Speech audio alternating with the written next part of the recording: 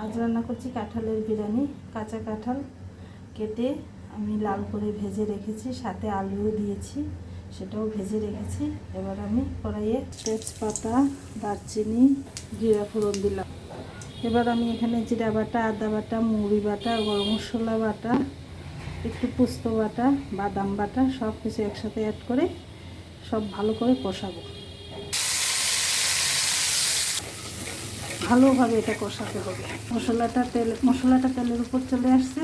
এবার আমি ভাজা কাঁঠাল এবং আলু দিয়ে দেব। দেখুন মশলা সহ এটাকে আমি আরও ভালো করে কষাবো। দেখুন বন্ধুরা, এটা ভালোভাবে কষানো হয়ে গেছে। এবার আমি এটা নামিয়ে নেব। এতে একটুও পানি দেইনি, শুধু তেলের উপরে ভাজলাম। আমি কড়াইয়ে সামান্য তেল দিলাম, এবার ঘি দেব। এবার এখানে জিরা দেবো না, সরি, এলাচ, দারচিনি, জয়িত্রী দেব। এবার দিয়ে দেবো জাস্ট গন্ধের জন্য বিরিয়ানি গুঁড়ো মশলা একটু। যেহেতু তরকারিতেও আমি লবণ দিয়েছি, লবণ, স্বাদ মতো চিনি, একসাথে এখন সবগুলো ভাজবো। ভাজা হয়ে গেছে, এবার আমি গরম পানি দিয়ে দেবো। আমি সবসময় চোখের আন্দাজে পানি দিই। দেখুন পোলাওটা আমার হয়ে এসেছে। এখন আমি কাঁঠাল মিশাবো।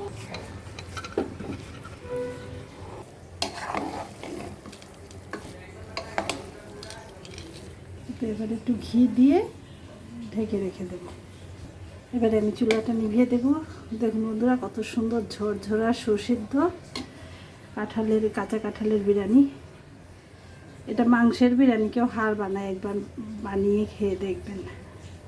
আমি তো রান্না করি, মাংসেরটাও খেয়েছি, নিরামিষও খেয়েছি। এভাবে খেয়ে দেখবেন, খুবই ভালো লাগবে। তবে ঘি গরম মশলাটা বেশি দিতে হবে।